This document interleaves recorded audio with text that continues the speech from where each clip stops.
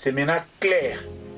Bandeko na ye baluba, bandeko ya Mamuchala Mwana, baza d'accord na yete, na combat oyo Félix Tshisekedi azo livré contre FCC, yo obimisa nzembo moko contre Kabila poa. Tulamki ka tukomona ba photo ya Mamuchala Mwana dans la fleur de l'âge, sexy, exhibiste, oazo exhibé pendant les côtés beauté na ye na scène. Les choses comme il peine les années 80. Nali Boumou, moko ba oto la kisanga ya pa petit na ngaya ya bogame. Alata plan moko bo ya gold li Boumou tout côté. Donc plein bombika boule. On ne sopoleli. Mais pour dire vrai, c'est une belle dame. Hein? Je ne me reconnais plus dans l'état de droit qui est cet état, il y a liberté d'expression. La chanson en question, est-ce que est cité accord, est cité Genève, pour la région de la préoccupation, est-ce que c'était Kombo et Félix Tshisekedi? Un artiste, c'est quelqu'un qui peint les problèmes de la société. Attention les Ambouakela. Oui, ils sont les bienvenus. Il faut supporter Yango. Démocratie, état de droit oblige. Donc, ils ont qu'une dans tous les sens. On est où là? Ceux qui se retrouvent pour personnaliser l'œuvre artistique. Mais est-ce que Mama Tchala Mwana Moutou, Mama Tchala Mwana Salinzembo Yembi, oui, c'est bien, ça c'est incontestable. Mais les images où ils ont accompagné Nzembo Wana, est-ce que c'est Mama Tchala qui a réalisé ça? Et ce n'est pas les clips qui incriminent, c'est les messages, les contenus ingratitude et sali les profanes passent. Et moi je ne suis pas d'accord. Ceux qui sont d'accord, c'est Namboakela pour que nous candidat artiste. Non et non. Ceux qui bino Tchala Mwana. Abwaki Mbwakela. Bozo mai kalambai azamutu na bino, bozo evite watanabe azamutu na bino, abwaka peno komo, c'est des bonnes guerres. Ngakutu pona ngai personnellement, son pona ngai choqué te, ba image ba indexer la son wana et bi miro la clip ndé choqué parce que mutu asali yango tout comme mutu soupa rozo ba image ya Kabila, ya FCC alatisi yango Nzembo wana. Et il y a une ingratitude côté d'abord. Il liberté d'expression dans les réseaux sociaux. J'ai noté dans le passage à faire dans l'émission d'abord besoin pour remettre un bondi à l'air sur beaucoup de questions à polémique. Ferregola est allé encore plus loin. Il a fait d'Indatantzango. Quelle sagesse! La question culminante. La question piège, où est-ce qu'il cité par son frère, son ex-collègue, Moukentonga. La poste. Pour Nandé, azo contacté, azo consulté, tu ya Wenge, musique à maison mère, Bayem, Babacha Banzembu, ya produire tout ça. La cause alobaki il faut aller cannabis te moko o ngala moni me kay moko compliqué nga moi muke l'air ferré azo pesa évolution ya barumba ba azo pesa ba rythme o outi boye mais air moko Isaac Maya pesa ki son moko boye ya boya ki yango et compliqué ki ngai soit Ferregola a boyne ka kuni ya rumba parce qu'ils ne sont pas de un bon parfum avec les grands Mopao. Donc tu nous donnes des rythme à Mopao. Donc soit Ferregola a nié yango pour baza de m'acheter dans les grands Mopao.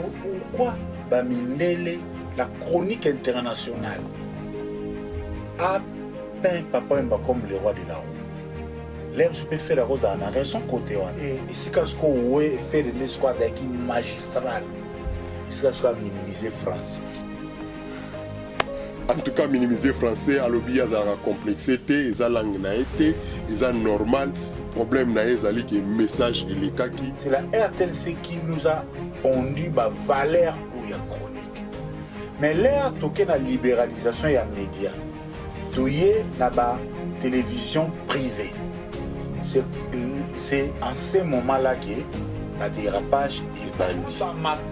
Donc, na chef ya ba télé ba memela biso ba makangu na bango na TV. Imaginez mtazuli kangu na ya comme journaliste. Il va produire quoi? L'IFASIC est devenu maintenant le dépotoir. Moi, Ridolf Nkosa, je suis ministre de la Culture, na 12 heures. Tu ministre de l'Information, na 12 heures, 1 minute na Kani IFASIC. Qui est le vrai répond? Nangona ye premio. Ote konganga. Kolongola bazemi bakisi za na litomba te. Merci Seigneur.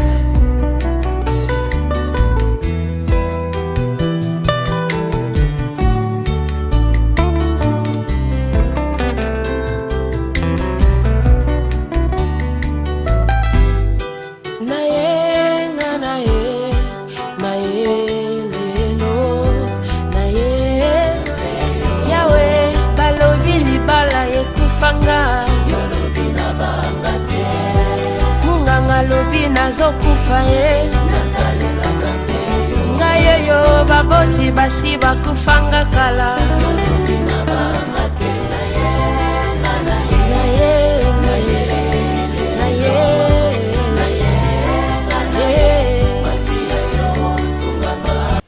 Bonjour, bienvenue dans cette nouvelle émission Global Talk avec Chronique Grand C. Moi et mon invité Ridolf Tonton Promo, nous allons décortiquer la musique congolaise, nos confrères chroniqueurs, n'engeni ni musique ont évolué dans les bons ou dans les mauvais sens. Nyonso Tokolobayango na Ridolf Kosa Tonton Promo qui est encore une fois de plus mon invité de ce soir. Bonjour Ridolf Kosa, encore une fois de plus, soyez les bienvenus dans le plateau à Global Talk, awa lelo avec Chronique Grand C, lokola momesano, toana ma solo ebele ya solo lanayo, nenge kaka bandimi oyo bandimi la biso na Chronique Grand C, bazali kosenga Tonton Promo azonga na plateau abeta ma solo. Alors les solo oyo ezo dominer lelo mingi tomoni Mama Chala nzembo ebimi clip ebimi yo osololana bandimi na biso soki ezali nini et puis tokokende lisusu na relation nini journaliste ou chroniqueur ya musique journaliste wa la musique akoki kozala nango na musicien pe pona kosukisa intervention ya Ferregola na toute dernière émission na yauti kosala awa na Kinshasa avec Isaac Mai. Yango na lingito banananu na Mama Chala oye dominé actualité. Tonton Promo. Merci beaucoup Théophile Munganga Lentelo. Merci pour na temps où tu as quand même ton mugako échanger on a bandé koto offri bon quand même au baozela na biso il faut se le dire depuis un bon bout de temps.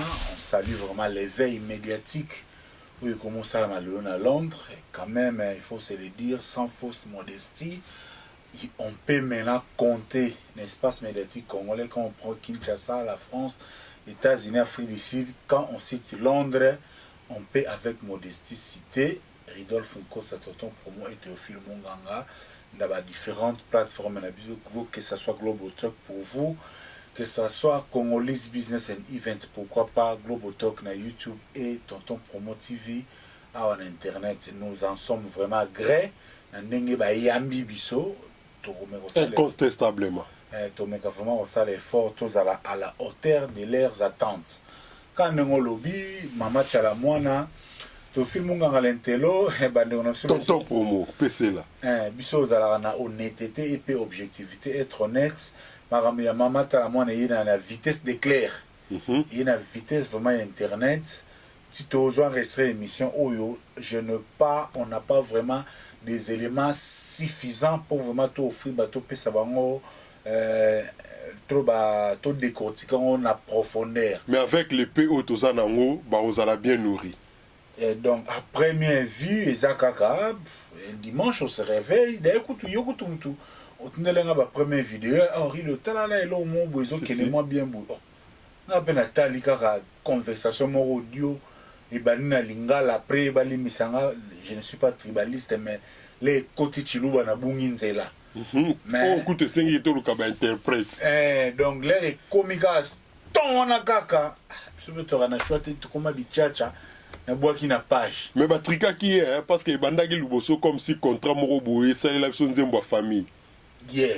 Donc avec ma compréhension les total audio ango toyeko décortiquer bongo yango tolala nango le dimanche tolamuki na ntongo ekomi bafoto ya tchala mwana ayebi vi mpenda jeunesse toutaka mosika somo yango wana conseil gratuit biso bato tozoleka na internet tonton promo to garder réputation na biso parce que mama tchala mwana aza artiste bafoto oyo ekomi kobima même si na statut na ye ya ki artiste mais akokaki mpe quand même kozala na mwa ememeli moko boye ya tenue vestimentaire na ye donc tokomi kotala mipende siko mipende ya les années 80 na libumu moko bauti olakisa ngai ya epa peti na ngai ya boga me alata pla moko boye ya gold libumu tukoto donc pla ebombika ya boye oyo nyonso poleli mais pour dire vrai c'est une belle dame hein?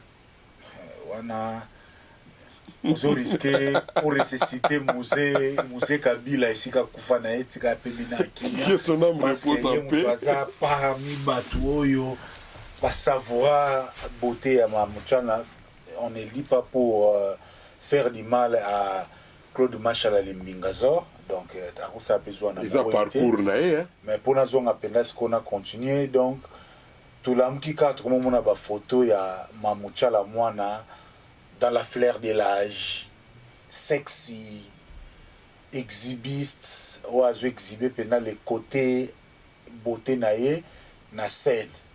Mais ebimi pourquoi? Il y a parce que vraiment normalement tous les bêta du solo et puis ça tchalamouana as artiste. Il faut d'abord noter que Atikala vraiment sous activité pour être conforme au français na scène musicale.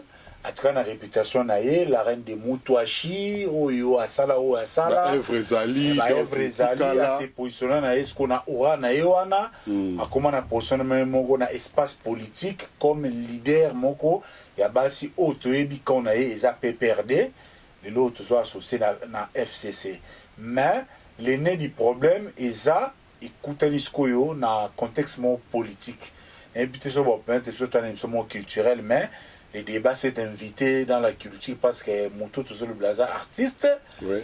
Mais ils ont plus politique dans le contexte où ils ont que son frère Dikassa et le chef de l'État Félix Antoine Tshisekedi autrement dit Fachi ils ont une consultation où ils ont Mbutu et les lorsqu'on a un système il y a coup sur coup chacun dans leur camp FCC contre cash bazobi misaba arme na bango et les lo maintenant Tchalamouana aussi ebimi pe na compte kaka ya coup ebimi sikoyo ke yene muto soit côté dans la danse pour na ko incriminer l'autre camp politique ou ça quand il y a son frère Félix Tshisekedi pour ko ba incriminer notamment avec un son qui est sorti c'est ce son là maintenant qui fait l'objet de notre petite analyse aujourd'hui son il y a ingratitude son anaskoyo il y a deux volets est-ce que Zanzembo ya kala asalaka yango abwakelaka un tout petit peu MG30 mbwakela phase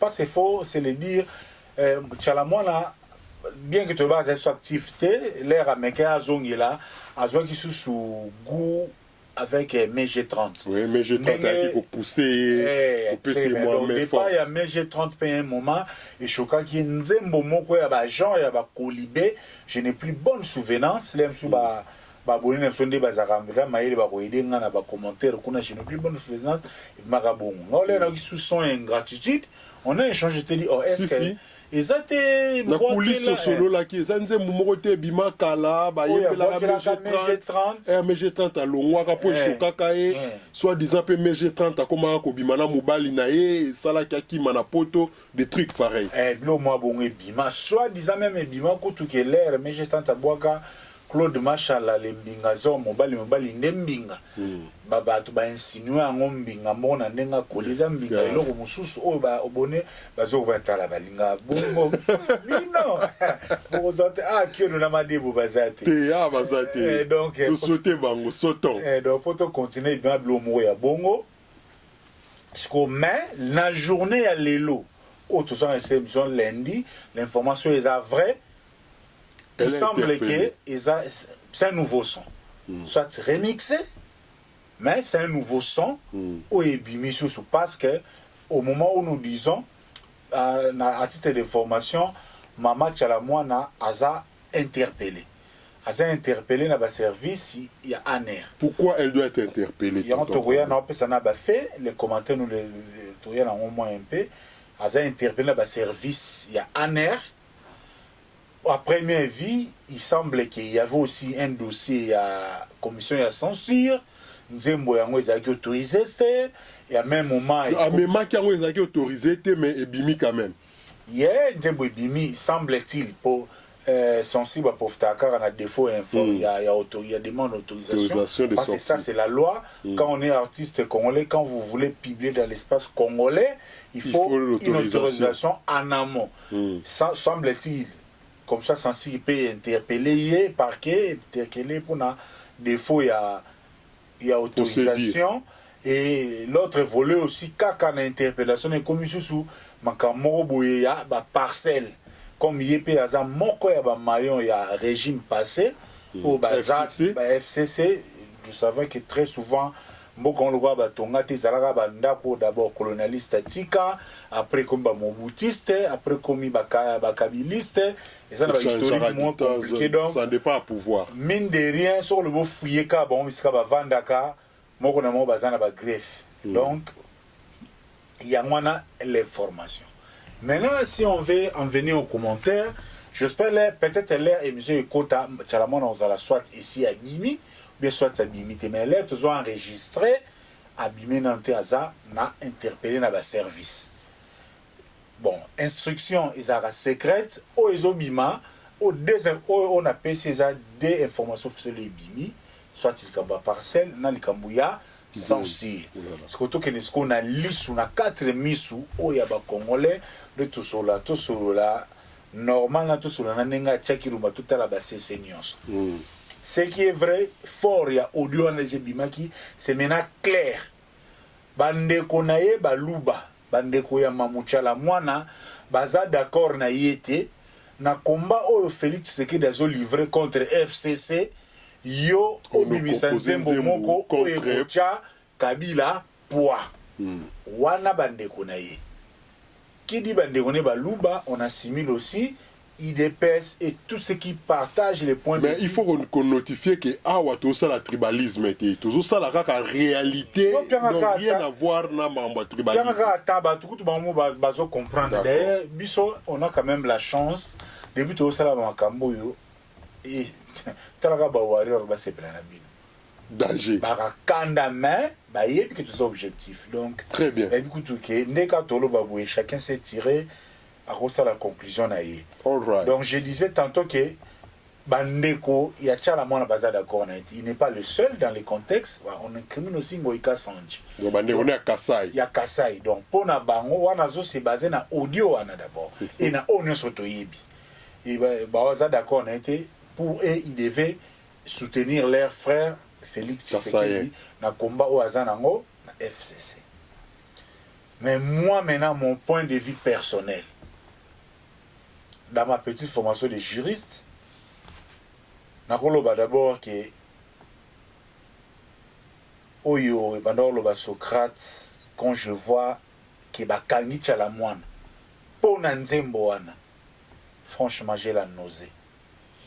Mais est-ce que Tchalamwana atangaki kombo ya Félix Nakati? Bien on attend na ya le temps et minoué pour na un point de vue comme ça oyelanga.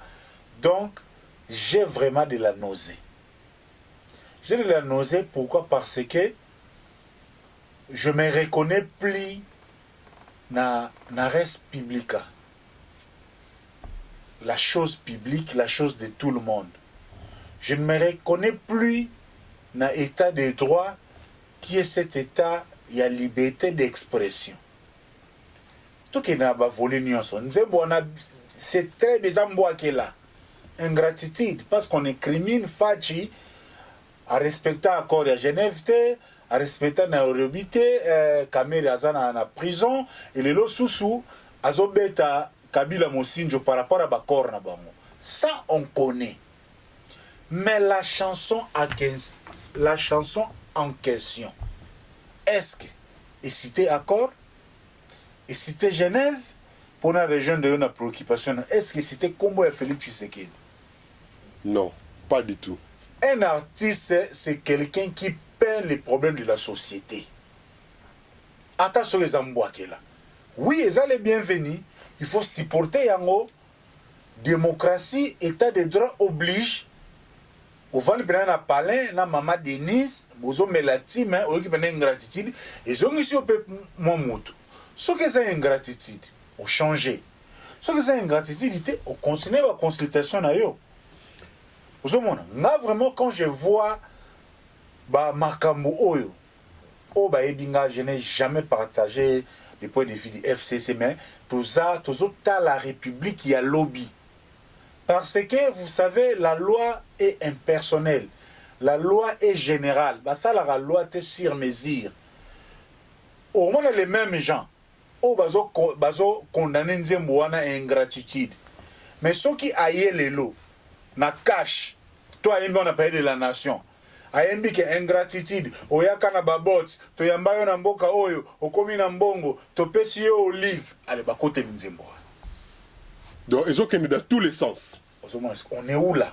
Ceux qui se retrouvent pour personnaliser ba œuvre artistique. Mais est-ce que Mama Tchala Mwana Moutou, Mama Tchala Mwana Sali Nzembo Ayembi, oui, c'est bien, ça c'est incontestable.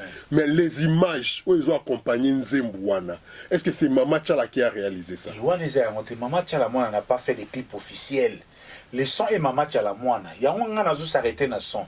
Parce que nan yo nangana baboli na biso. Et ça, le montage, papa sango, olobinini, chibola, bongoyo, tout le monde sait. Donc, comme peut moutou moko pe à côté pe à cash, à occupé au bimalelo, à zupe ba image moko, à niati pe na sens ya côté à FCC qui baza ba ingrat. L'intelo limisanga on a zoka manenyo c'est pour monnaie, ba abonné ba montre toutes ces images là. Tout le monde sait. Là il faut la bimsi image ya dada, ba yebi ke o faut la obeta dada, et ça l'aime sur l'existe muta filmaki, atindi na ba réseau et pas na ba gou, to tchena ba nini. Si ne fait pas dada wane za nini. Donc to n'était pas to bungate. Donc to yebi ba image na biso clip officiel ya Nzembo wana ezati. Et ce n'est pas les clips qui incriminent, c'est les messages, les contenus ingratitude et sali les profachi passi. Et moi je ne suis pas d'accord. Ceux qui vous êtes d'accord, t'es na mboakela pour que nous kangisa artiste non et non. Trop que ne bon et surtout que nous bon pour état des droits. Na mboko à vitesse Android. Vous savez désolé on ça matin donc et par votre micro na éviter ceux qui l'air monsieur qui bimé déjà bimi donc tozo senga ipso facto ba libérer Tchala Mwana ba libérer ba continuer makamuna bango après parce que un artiste c'est Moussa na yangwana as artiste as na FCC parce que tout le monde joue leur coup. Kuna bino côté FCC. Tous les coups sont permis. Côté cash, Augustin Kabouya, Abouaki Bambouakela, Kabunda Bouakela, Bachole, Bagili, Bazoko Bouaka, Basaïsa, Yakenagini, Baosala, ba émission, Sala, Bangope Kuna, Baokene, Nabango, ba retraite, Bazu ministre ya finance, Abimi, Akene, Kuna Abouaka, Bambouakela, Kebino, Bouleka, ba dépassement, Bazu Tchala Monache, Oliva Okene, Kone Kuna Boui, Asalisi, Babola, Poba, Bimisa, Denis, qui Yosaka, patron, Ponaka, VIP, Yaza Moutou, Yassé, Azalaka, contact, Nabanini, c'est normal, tout le monde sait le comprendre. Donc, ce qui bino Tchala Mwana, Abouaki Mbouakela, Bozo Maï Kalambaï, Azamoutou Nabino, Bozo Héritier Watanabe, Azamoutou Nabino, Abouakapelo Romoko, c'est des bonnes guerres. En quoi Nzembo ya ingate po Nzembo wana soki tangaki Félix Tshisekedi Tshilombo za ingrat wana tokoloba aya ko justifier en quoi le président est ingrat mais à lobby ingratitude en général même qui ne souffre pas de l'ingratitude na mboka na biso qui ne souffre pas de l'ingratitude. Donc bref, ils ont été là autour de la tête. Donc tout tu as déjà la sujet là je pense que donc Batika artiste tranquillement, ça n'a rien à voir. Bakanga Tchala Mwana bakangete bayoka et puis banze moner mo batikira biso biso monde bamboa kele longla biso ba souci. Et ça na mutu su ba lié qui n'est là zoka ingratitude azoka c'est pour ils sont agréables à l'oreille et le texte est par rapport à la conjoncture. Ngakutu pona ngai personnellement son pona ngai choqué te ba image ba indexé na son wana et bimi le la clip ndé choqué parce que muto asali yango tout comme pe mutu musu pa rozo ba image ya Kabila ya FCC alatisi yango nzembu wana engaki bima pe kaka ke ingratitude côté na bango eza liberté ya expression na réseaux sociaux eza liberté. Combien de photos ya babete Kabila box babete eku akufi ya chichi kutu vie tu epte soka zara bachela ba cercle bachela ba non on va écouter ça débat de bas étage. On est ça liberté d'expression internet. En tout cas merci beaucoup d'éclaircissement na likamwana ya mama Chala pour to clôturer yango to suki wana. Je pense que balandi ba comprendre pe ba yoki ndenge makambo eza roleka. En tout cas tu le bien avec beaucoup de réserves to yebike après émission awa to yebi nini ozalate so ba basi ba libérer mais pour le moment ndenge lobby azali interpellé. Wana nde dernière information oyo eza na possession na biso. Mais to continuer na sujet na biso ya mukula lelo. Tout mon intervention ya ferré na média aleki epa ya Isaac Maï na grosse caisse si je m'abuse pas. Pour une fois, na moni chroniqueur musical ayambi artiste musicien a posé ba question kaka ya ye ya makambu na ye artiste ake nango libanda te o polémique gauche droite o nini pona nini yo zo ba ward te pona nini yo sala ka boye te artiste apesi point de vue na ye. Est-ce que ndenge a posé wana ebimi mabe ou bien ebimi malamu? Moi, Ebimi, très bien, les journalistes étaient parfaits, il a vraiment bien fait son travail. Et bon, ma réponse, il y a artiste et musicien Ferregola. C'est là vraiment parce que tout ça il donne un peu, parce que vous savez, moi j'aime beaucoup tout ce qui a trait la communication, la marketing surtout, pour nos artistes. Parce que souci pénaneti, bisona babinizaka un jour, tu offrir des services professionnels aux côtés des artistes, parce que ce sont des grands messieurs, ce sont des leaders où Batouazan a besoin d'encadrement. Et l'air n'a bango moko artiste. Parce que quand déjà na lignée wana, vraiment moi je me sens erré, je me sens comme Siméon. L'air même qui est sous, alors que non, nzamba kozwanga parce que na memi quand même Messi. Les passages de Ferregola dans l'émission, il y a Isaac Maï. On a fait reming pour une fois. C'est vraiment bravo l'artiste. Je suis tenté de dire que c'était un passage parfait. Quand même la perfection n'est pas... Parfait. Yeah. Je suis tenté. C'est une tentation de dire que c'était un passage parfait. Quand même la perfection n'est pas de ces mondes. Voilà. Donc, étant humain, on est tous liés à l'erreur. J'ai noté dans le passage à faire dans l'émission, d'abord, besoin de remettre Pendil à l'air. Sur beaucoup de questions, à polémique, et par rapport à la positionnement, et par rapport à Nino Alingasa la lobby. Quand je dis qu'on remettre les Pendil à l'air, Ferregola a été longtemps peint comme quelqu'un aujourd'hui qui ne réussit pas dans les réseaux sociaux ou hasard à la beauté. Et la question a été sagement et professionnellement posée au lobby et il a répondu. Et j'ai aimé sa réponse. Au moni, à un moment là, dans la communication va porter parole. Dans le leader Yomoko, ils sont toujours différents. Parce que le leader Yomoko a aura. Tout à fait. Nga na koloba, trésor kongola koloba, konika koloba. Mais quand lui-même, Akokoloba, oui, je vais saluer Skaza. Quand lui-même l'artiste Ferregola vient justifier son retard par rapport à ma vie, l'interaction internet est liée d'abord par rapport à retard. D'abord, à sa sincère et honnête, il reconnaît que aïe na retard, à ce qu'on attend, bah écoutez qu'on réinitialiser ma compte naïe. Parce que l'air banzemba est venu belé dans les réseaux sociaux, ils allaient qui éparpillés. Et banzemba ça pouvait aller dans les 1 million des vues. Si. A cité même Bandé Blonga Maboko Pamba. Mais l'air soit comique non, parce que le bosso bâtissé basé qui giba. Ndombolino, l'idée de Nendisu, Baté Belé, ils ont vraiment nourri les enfants sur la tête des artistes.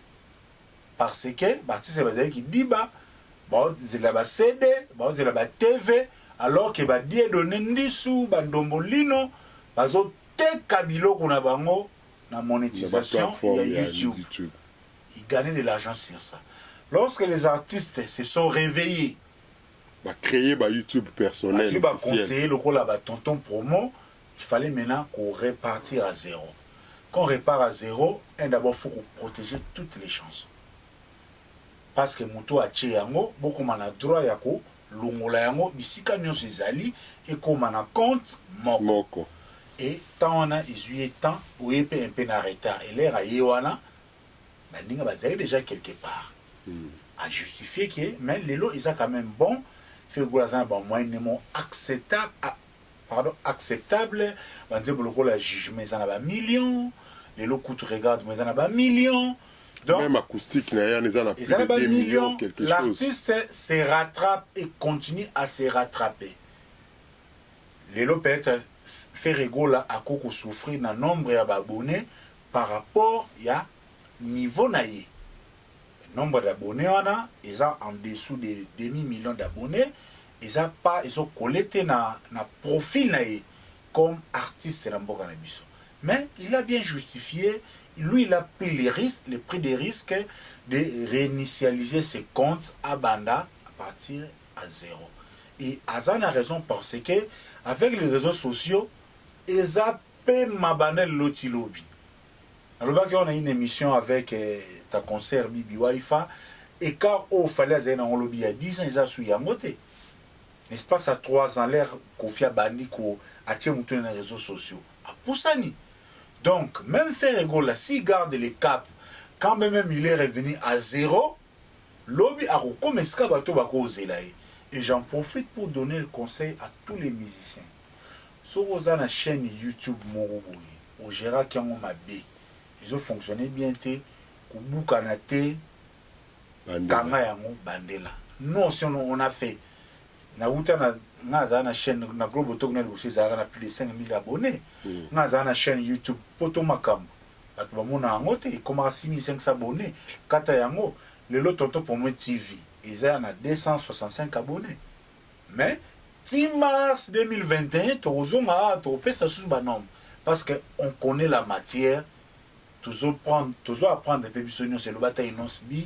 On apprend dans les métiers, dans une certaine mesure. Pour mailler oyo, il y a si qu'à nouvelle de l'information, ça échappe même aux savants.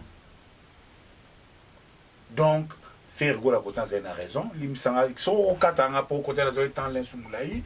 Et ça bloque on a noté qui par rapport à et l'homme sous-jeu mais na faire go là, il s'est comporté dans l'émission comme un artiste. C'est comme s'il avait lu na pensée na yo, il a vraiment rencontré une chronique avec grand C. N'est-ce pas, ça inédit, les chanteurs a chanté, a sali près de 30 solos vocales. Vraiment 30 solos vocaux plutôt. Une émission musicale. Et Ferregola a relaté l'histoire de la rumba à travers les solos vocales. Les solos vocaux plutôt. Donc, azokende tobande na nini boetoke na boetoke botozonge boetoke zeboke boy. Ça, ezaki ba grand point à passage à Ferregola. Ferregola est allé encore plus loin. Il a fait d'Indatansango. Quelle sagesse! La question culminante, la question piège, où ezaki cité par son frère, son ex-collègue, Mukentonga. La poste pour Nandé azo contacter azo consulter tu ya Wenge musique à maison mère bayemba bacha banzembu ya produire tout ça la cause salobaki il faut aller cannabis.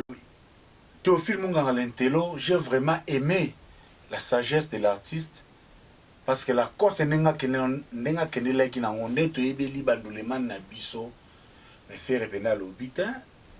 La Coste, voit man l'équipe déjà dans le bureau parce que la Coste exigeait qu'il poye aye mbana faire, il faut faire aller dans le bureau. yango esika na lobi ke ba musicien na ba chroniqueur faut batambola ensemble pour ceux qui chroniqueur mususu akoka pour créer polémique esika wana bien que faire à éviter à répondre na bien alors est-ce que vraiment mutu wa la coste aki ko mema yo atinda on a bureau mais au monique journaliste a gardé calme naé ayoki réponse ya musicien et puis ba évoluer.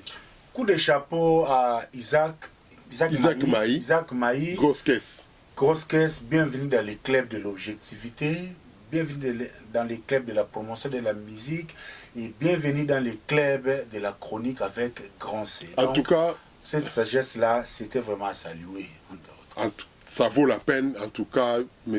Ridolf Kosa, tonton promo, toujours évolué très bien parce que Nassir so landi ba feedback et émission ana ezalaki vraiment plus positif mais côté moko o ngala moni me kay moko compliqué nga moi muke leur faire azo pesa évolution ya ba rumba ba azo pesa ba rythme o euti boye mais moko Isaac Maya pesa ki son moko boye yi aboya ki yango et compliqué qui ngai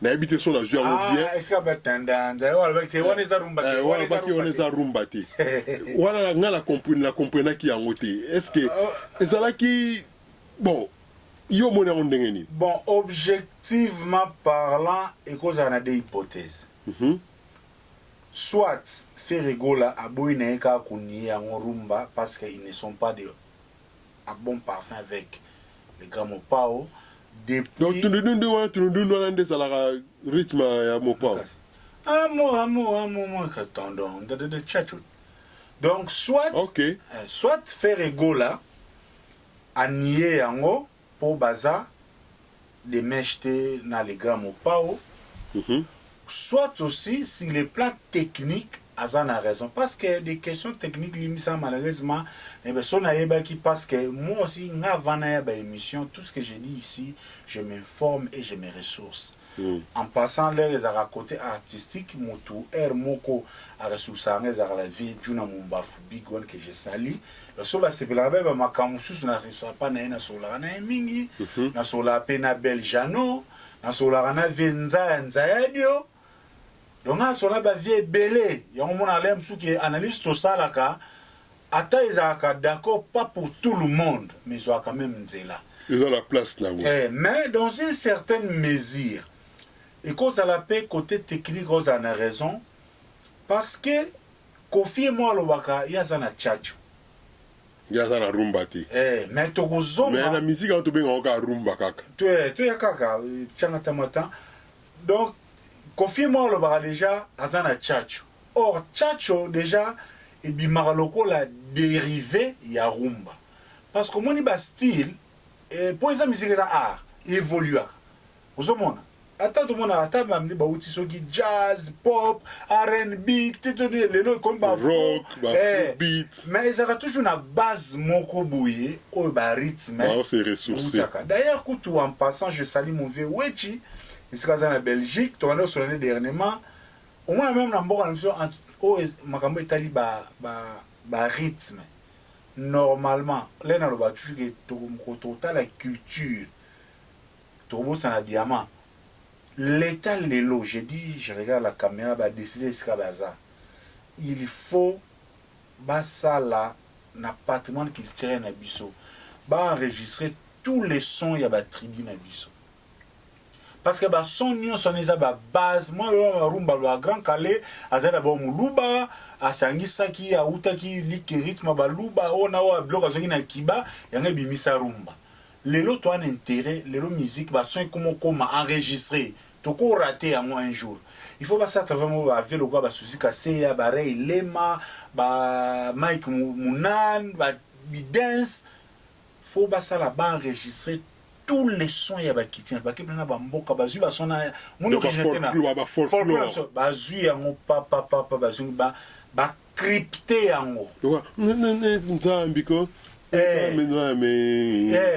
oya izani ya bakongo quoi donc ba rythme wana ba crypté yango après ce qu'on va protéger yango comme ça ce que ça nini soki yo opuiser ka na appartement culturel na biso so l'état faut ba nous ana ba droit moko boye soki nze monoteka on na 9 pi okoteka 15 pi ezonga na droit ya l'état wana so aux nationaux mais so aux étrangers parce que jusque là on ne crée presque pas.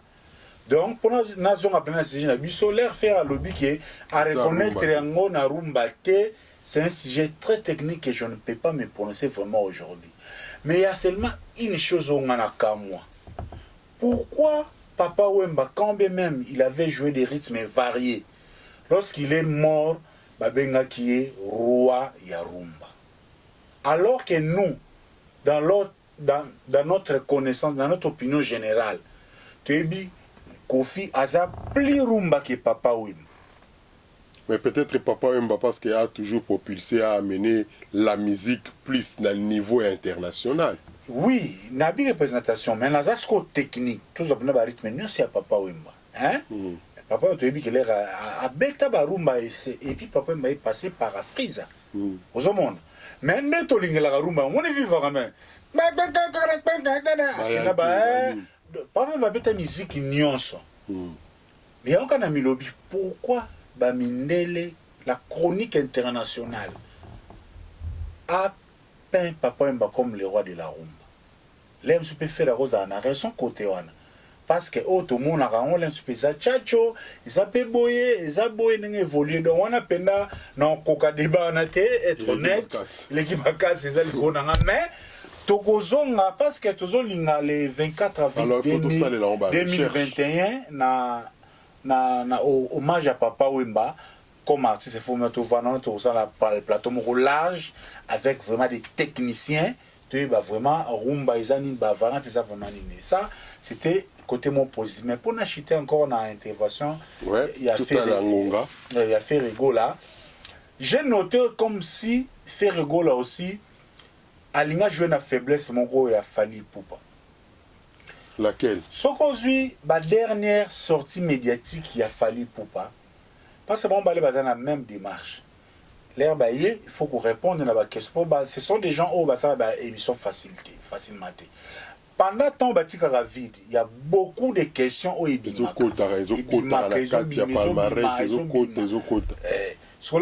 émission sac bombé. Il faut maintenant répondre, soit remettre pendant l'air, soit expliquer, soit convaincre, soit se défendre. L'émission pour les grands artistes, souvent il y a un. Or, fallait après Bercy, sous outils Lelo, l'émission est bimi, quand dans le but il y a vrai, tout faux opinion mais bimi pas bien accueilli. Soit quelque chose qui était vrai, mais ça mal formulé, et ça bien accueilli. Mais faire rigolo, c'est comme si il a voulu travailler ce qu'on a fait. Au moins, là, tout ça en concurrence. Vous savez, les gens n'ont pas compris pourquoi. Parce que JB, imagine mon avantage, elle m'a dit la concurrence que les Arabes ont, là, on a vu de qualité. Et c'est ce qu'on fait des squads magistral. C'est ce qu'on a minimisé français. En tout cas, minimiser français, à l'objet de la complexité, et la langue n'a été, et la normal. Problème n'a ezali que message et les cas qui en tout cas ferré biso toujours encourager on a ba démarche na yo na ba mission na yo et lokwana et lembisa ils ont ça aussi maté sur en France provoquer ba mission na ba chaîne wana et tambola bongo parce que nzembo wana yo sali regarde moi ezo senga ba plateau ya minene wana merci tonton promo to kende lisusu sikoyo na bakam o tomoni ya musique ba conflit ba chroniqueur prépayé ba chroniqueur o ba pesi ba position na bango est-ce que mutu o azo la chronique to boité to za ba imeto na ba sentiment na biso est-ce que photo la ki sa bato ba olanda biso po ba olanda biso za kaka bato ya tendance mon côté est-ce que photo la ki sa bango de quel côté biso to zali to film nga lentelo limisanga na ito comme na suka men ndé biso to lingaka to pesa makamu ndé biso to sa ba lecture juste comme moi 5 à 10 minutes moko boy pour to clôturer ce qui n'a débordé vraiment je te le permets katanga auto vivre l'élo faut les causes lointaines. Chronique ou baby l'élo et ça hasard ou quelque part et baby penda solo il y a un moment à l'heure le monde est au di carabana asa c'est au bongi cité et qu'on rattraper au lobby soit il dit bien te lobby moi n'a pas l'action belli pour yo à la base au salaire qui bien déjà universellement parlant les médias il y en a des aspects comme donc les a dualisme positif et négatif. Médias ils ont un côté positif et ça peut un côté négatif. On a toujours décrié même dans le une fois l'éducation la plus difficile c'est l'éducation diffuse. Les lois pour les internet même la télé lorsque la télé est équipée na bien en haut et équipée na mabé na mais nous on a évolué avec la RTNC na époque il y a Mobutu avec autorité à Mobutu na centralisation il y a parti état na volonté à Mobutu authenticité à prôner ba valeur la RTNC ils a qui télévision il y a l'état où il bané confronter ba valeur nous yangwana ko recruter Mutu quand on dit chronique on va se référer à la RTNC radio comme la télévision ils a épondre biso ba pionnier il y a chronique. Parce qu'à l'époque, c'était l'unique. Hein? Balukunku, Balukasu, Lukesu, Bambievanga, Bambouibouéboué, qu'est-ce que j'ai encore, les lots Bamamili, c'est la RTNC qui nous a pondu la valeur où il y a chronique. Mais l'air, toqué la libéralisation, il y a médias. Toyé na ba télévision privée. C'est en ce moment-là que le dérapage est bandit.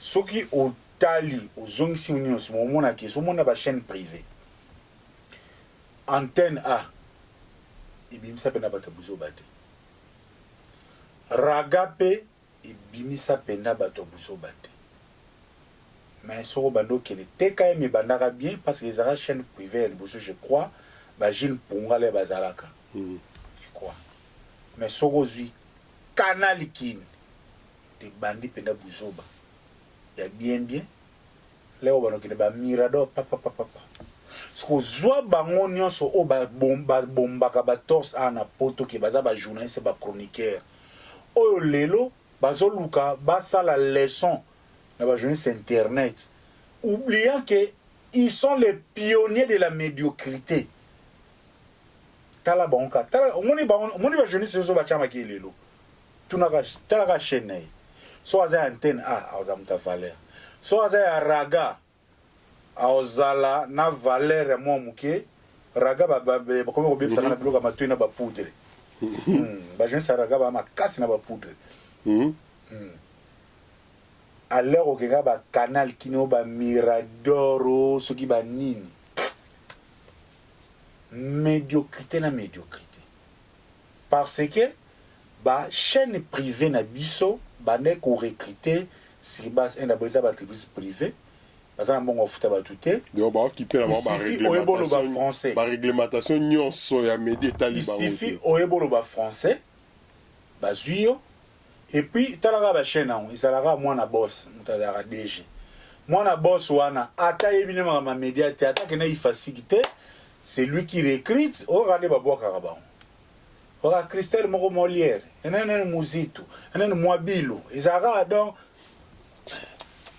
soko une antenne a omona Jin Nawej ba konike ba biki Jin Nawej soko kena Tropicana ye moko levier nani kiba mishinto avandi wana olekela siko wapi sikoyo batu nyonso na ba makambo donc na ba chef ya ba télé ba memela biso ba makangu na bango na TV Lévier l'a dit lui a paix à son âme azapi pamba ta memo ba makangu na TV limi sana ba ono so sana mirador ata inkomba mututi imagine mtazuli kangu na ya comme journaliste il va produire quoi parce que après ba chaîne privée tu es na numérique comme iskoyo na troisième couche il y a médiocrité et la pire jusque là n'en tout cas la plus pire peut-être soki balandi philosophie biso tozoya nango lelo te. Plus pire yeskoyo ba chaîne na Kisasa ekomi ebele. Tout le monde a commis envier journalisme. Na Kisasa misala ezate. Ba formation comme ka fozo la juriste, médecin bien économiste. Après nous comme ya si mabato à lettres, moi au sala histoire, ezate moi ça philosophie loka, ba ja ou ba les pour ça philosophie pour ça la wat. Il faut aller à l'ifasik. Souka so silisi ba osengi ba vino na miki batindi lo caméra na micro. Allez l'ifasik. Na trépied. Et l'ifasik est devenu maintenant le dépotoir. Moi Ridolphe Nkosa, so batinga ministre culture na 12 heures. Tu ministre information na 12 heures 1 minute na kangi ifasik. À recommencer à zéro. Na kangi yango atapo na 2 mois 3 mois. Nga Ridolphe Nkosa. Soki batinga autorité na kangi ifasik. Parce que na vandaka, je ne suis pas journaliste. On a ça, je me débrouille comme intellectuel, comme quelqu'un de cultivé. Je ne suis pas journaliste, je suis mal placé pour critiquer les journalistes. Ah, toujours décrire comme un phénomène social. Je suis un acteur, quelqu'un qui est pas à l'université. Je suis capable de décortiquer les faits sociaux. Nous avons chronique musicale comme un fait social, les lots. Je vous dis, bateau nyos na mona léon internet oazo se vanter katanga na ifasik I swear to God lelo na mwana atozo potana ngaka na ifasik na boya nako na éviter son routine na mwana na ifasik lelo mais derrière des potoirs bato bepi bazalaka ce que comme ko sala ke bato oyo bazui plasté. Tala bon ko so ba kumisa le internet o bazana ba abonné belé so azali ki journaliste moi ka leka ka 2 minutes na RTG ya bazala ka leka na Molière aleka ka na Kin 24 aleka na ninga la développement milai sanga nanu nazoya que relation na ye na yangwana sko nazoya siko ya na so chite sina komi na soko no sur internet permettre je peux être comme na minute tout à 3 minutes 3 minutes ya. Sikoyo, ba oyo nyoso tous les ratés de la télé oyo komaki déjà médiocre. La télé est déjà devenue médiocre, mais ce qu'on a vu plasté, ils se sont maintenant rabattus le numérique, l'internet. Sikoyo, ils ont liberté d'expression quant à ça l'émission. Sikoyo, au mona, Sikoyo, vous voyez les journalistes d'hier, j'ai mon vieux réalisateur dia mukumbaza ça fait na Sanjili imta sala ba réalisation presque ba clip epelé ya papa Wemba ba série lokola ba Julien Ngoya za réalisateur il est presque pauvre un grand damiste na Kinukuna oh là là mais il faisait mais ça bien habité que il souffre son nabi pauvre papa ba oya salaki mais il ne faisait pas la profession pour gagner de l'argent mais bandeko ba ça lelo na YouTube. Faut foutre kuna frère ya YouTube, faut acheter carburant na mabanga. Tout cela est sali que chroniqueur aza sous attente, il faut alanda donne ya réseaux sociaux. Donne ya réseaux sociaux nini, moninga tam le millions son na lobby. Sakola. Muto zappé. Mais son abando démarrer ka Koffi Olomide mutatikali. Sikoyo fort ya don wana.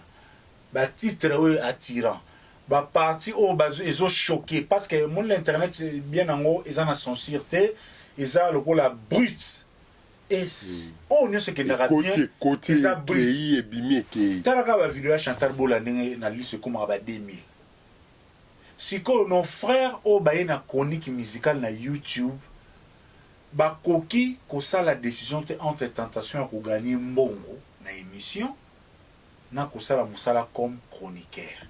Ils se sont adonnés, sikoyo, moi je dois gagner, il faut la gagner nanga. Numéro 1, Frank Stemai. Urgent, Frank Stemai zanika na urgent. Numéro 2 et Indi.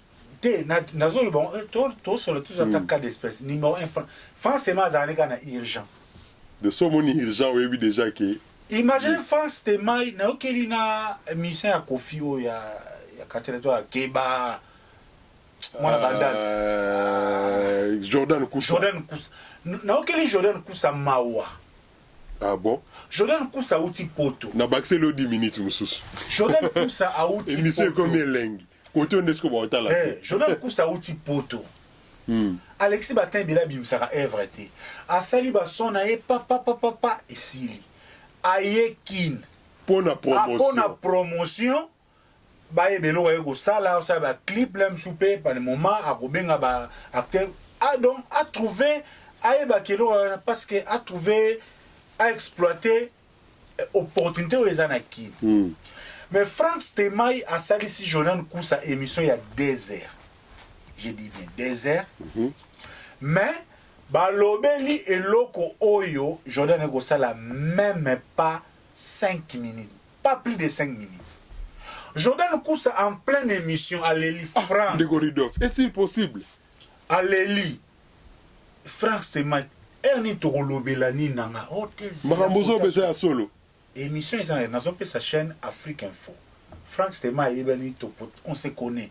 Nazolo bon on a aussi te combonaye. À Léli Penda Franck na Lobelani na ote tolobakota suka. Alekisi fali alekisi ba photo akala Kofi okendaki matanga te déjà polémique olé à alekisi na polémique na suka pena Jordan na tuni Frank Stemai Frank to lobela nini mo to lobela te zala calme to ko sala ba émission ebele. Yango ngape la sala ki émission moko na lobby ba artiste mais maintenant c'était peut-être la gravité ba fait ba artiste ba pesara ba chroniqueur chance wana te soka ye alo ba promotion ya makambu na ye s'il te plaît interrompre ouais vas-y parce que na tozo bimisa Jordan a Léli Frank Stemai on ko lexinga to le bon monté je peux me le permettre de dire à conseiller même te zala calme wino awa to sala ba émission ba sala susute wana premier jour le lendemain na ba question oye atunaki Jordan ya polémique quand Jordan atanga combo ya bébé J3 a jusqu'au bébé J3 a salisi émission la journaliste ni mususu 24 heures après au sali émission na artiste aye ko sala ba clip on excède la polémique aux sur la même chaîne. Je vous dis ceux qui vraiment je vous dis ceux qui Jordan Kousa futaki mbongo te Frank Stemai soza na oza mutu même ma parlant soit un bon on appelle ça on a offert na kolia ngote c'est l'argent que tu ne mérites pas na yebi ko koloba je prends vos émissions même ko lo débé ko ya on va faire si on exploite vos trucs mais non ça c'était de la méchanceté ça c'était de la chronique. Et au bout du compte, moyen message au Jordan Ayaki Nango pour faire passer exact. Et c'est ça la chronique. C'est ça la chronique. Oyo tozoko vivre l'élo. Et lorsqu'on va tout bagolobake, oui, c'est vrai, lorsqu'on bozo jouer rôle il a fallu parce que Frank Stemai devant Fali a comme le rôle la libatanama non nia ou babo keli mai